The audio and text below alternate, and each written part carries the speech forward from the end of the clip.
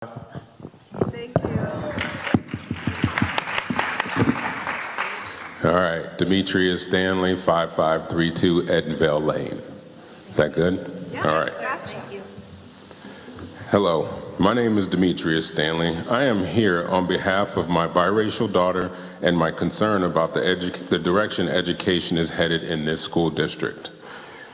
Do you, in your good conscience, think that any theory that needs an enemy, whether it's based on class or race, to accomplish a goal is going to end peacefully?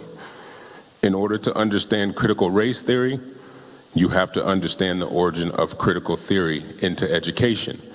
In 1884, the Fabian Socialist Society was founded in England with an aim of bringing about a socialist society by means of intellectual debate, the publication of books, pamphlets, and the permeation of socialist ideas into universities, the press, government institutions, political parties, and now K through 12.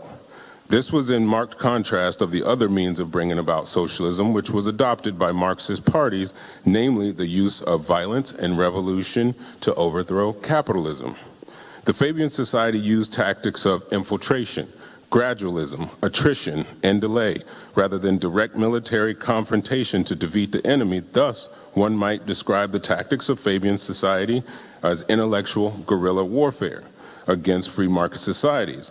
The social reconstructionist theory worked out in the USA, put forward as a basis of argument in schools and teachers as planned agents of social and cultural reform by addressing and solving practical social problems. The most famous of this society's early members included playwright George Bernard Shaw. He was a eugenics. I'm going to tell you a quote from his. The only fundamental and possible socialism is the socialization of the selective breeding of humans. So you think that someone that believes in eugenics is going to give us something that's going to bring us together and make society better. That's hard for me to believe that you believe that. Critical theory, which critical race theory stemmed from, was developed by a Frankfurt school in Germany in the 1930s. It applied Marxist principles to power, oppression, and emancipation in gender studies, religion, and other areas of sociology and culture. The Frankfurt School perspective of critical investigation, open-ended and self-critical, is based upon Freudian, Marxist, and Hegelian premises of idealist philosophy. Critical race theory applies Marxist critical theory ideology to race relations. Critical theory was exiled from Germany because of its teachings and was then absorbed by Columbia University in New York in the mid-1900s. Its philosophical roots are postmodernism, relativism, and critical legal studies. Since its inception in the 1970s, critical race theory thinking has grown in influence both outside and increasingly inside churches. One of the well-known books, a part of critical theory, race theory program, is called How to Be an Anti-Racist by Ibram X. Kendi. The quote says, "The only remedy for racist discrimination is anti-racist discrimination. The only remedy to past discrimination is present discrimination. The only remedy to present discrimination is future discrimination." How to Be an Anti-Racist, page 19. Critical theory is all over the world. This isn't a new concept. The problem with critical theory is known as critical race theory in the US is one, most people don't know its origins, and two, it finds the weak spot of a nation, it pokes at it until society breaks down. Its natural design is to create conflict. How do you suppose calling a Caucasian person racist just because of their skin color is going to help people understand how not to be racist? Any theory that needs an enemy to accomplish a goal will never end peacefully. The generalization of groups of people is wrong and detrimental to the well-being of any society. Yes, we need to change some things in this country, but teaching a child political agendas and your political beliefs is not the reason I send my child to school. Don't get me wrong. Critical race theory has some great points, but the delivery will be the downfall. I find it hard to believe that people of your stature do not understand the history of this movement. It is a small part of a larger economic war, capitalist versus socialist, here in America and around the world. It is your responsibility as leaders to truly understand what we are facing and the position you are putting our children in. We are depending on you to put all of our children's best interests in mind. I feel these teachings are disregarding my child altogether. My child is biracial, and these teachings will confuse her. I do not believe it is your job to teach this lesson. And for me, my child comes home and sees a Caucasian woman and myself getting along in love, beautiful home, eat every day, food on the table, clothes on our back, and then you're going to confuse her and tell her that my wife is the enemy and that I'm oppressed. That's not true. That's not true.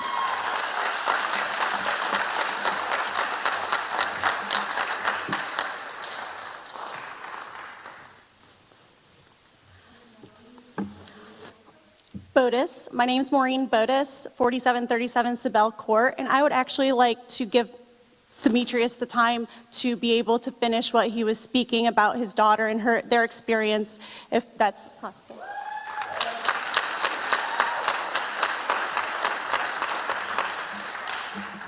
And I'm not for anyone, I'm not against anyone. I understand that racism does exist. I understand that people that look like me have had some issues throughout our history as a country and as a nation. But I am not going to blame any of you in this audience. I don't want you to feel guilty for anything that has ever been done. That is not your place. Now, we can fix a lot of things, but the problem is you don't want to destroy the good and the bad at the same time. Now, with critical race theory, as I understand it, it is judging me by the color of my skin. Now, when it's favorably and someone judges me by the color of my skin, that's good. But when the time comes and it's unfavorable and someone judges you by the color of your skin, you're going to call them a racist. So the issue will continue. And you have to understand, this is a much, much bigger fight. And I'm going to go on a tangent, and most of you probably have no idea. This is a much bigger fight. And you teachers, school board members, educators, you are on the front line of this fight. It's deeper than you think. And it's here. You've seen it. They're tearing down statues. They're talking about judging someone by the color of their skin. The Fabian Society doesn't believe in violent revolution.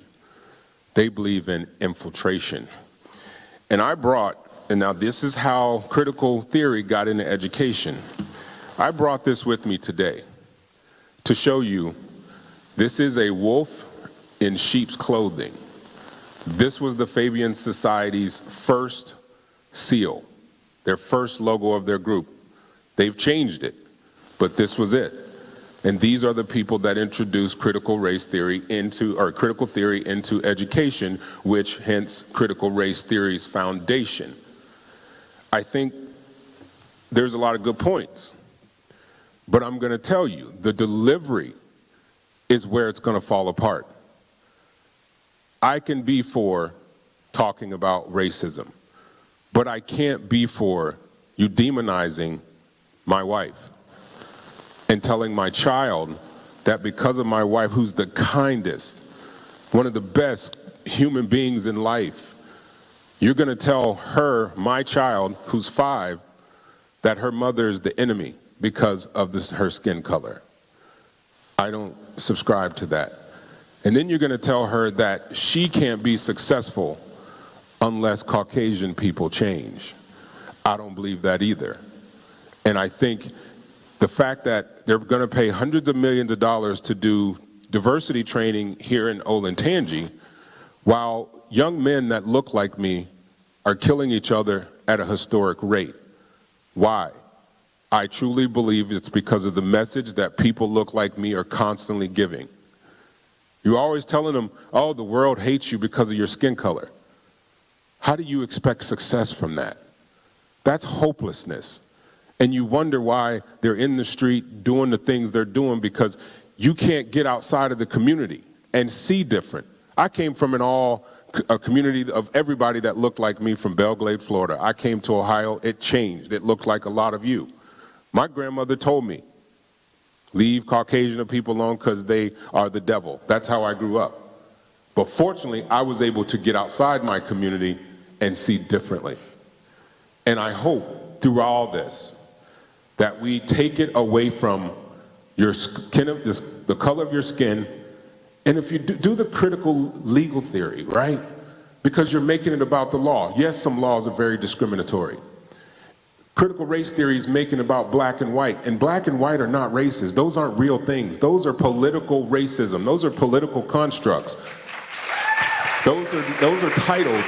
Those are classifications and statuses that was created in the late 1600s by slave owners to separate us because we were coming together to revolt against the slavery, against the elitists.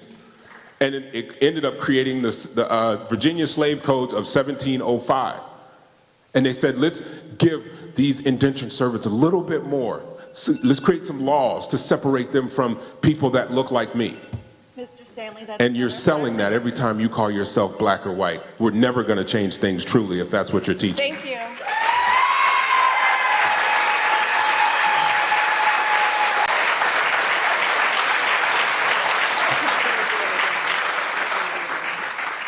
Ms. Kelly Peterson? Hi, I'm Kelly Peterson, 4723 Normandy. I would like to give my time to Mr. Stanley as well.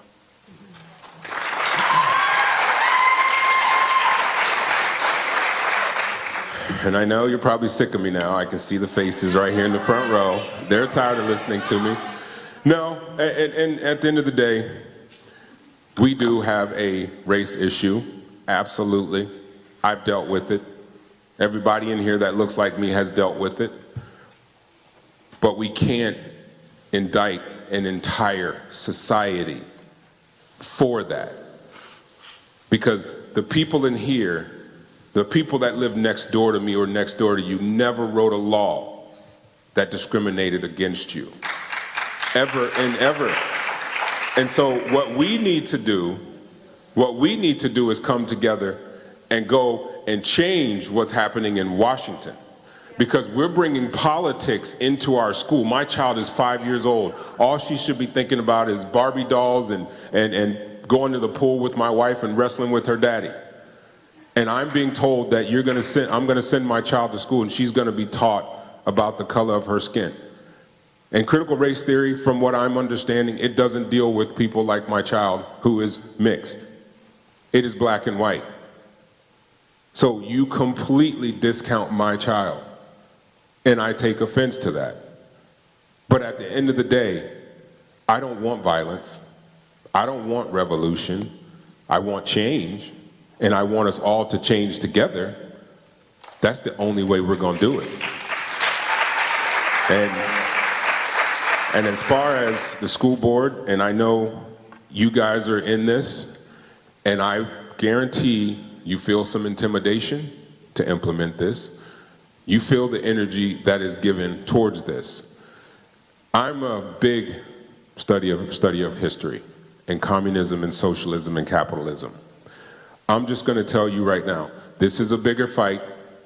None of you really understand it, but I'm going to tell you, if you are born of Western culture and you have Western cultural ideas, communism and socialism will get rid of that. They will get rid of you, and the people that are selling it, you're not free. You will either be sent to a re-education camp or other things other than that will happen. That's history. That is flat out history. You can go to the Soviet Russia, you could go to communist China. You can study Marxism. You can study Engels. You can study the Fabian Society.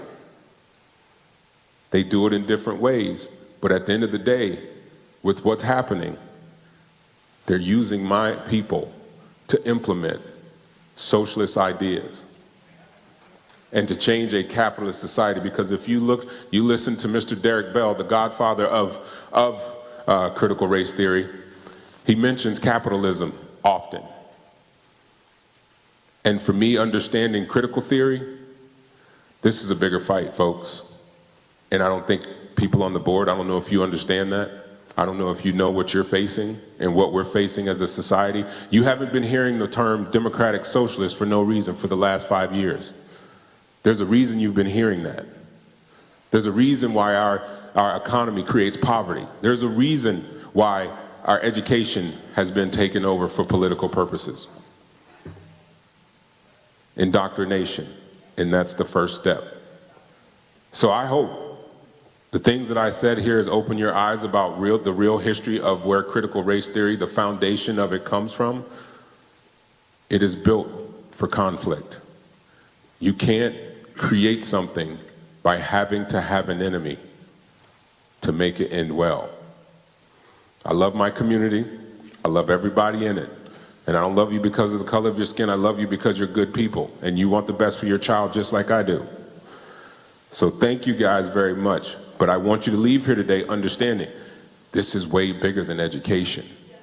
And I hate that they use my people to put this up. They've done it to us for decades and we keep falling for it. I hate it. But that's what it is. That's how I see it. That comes from my study. And we keep voting for the same thing. Thank you guys.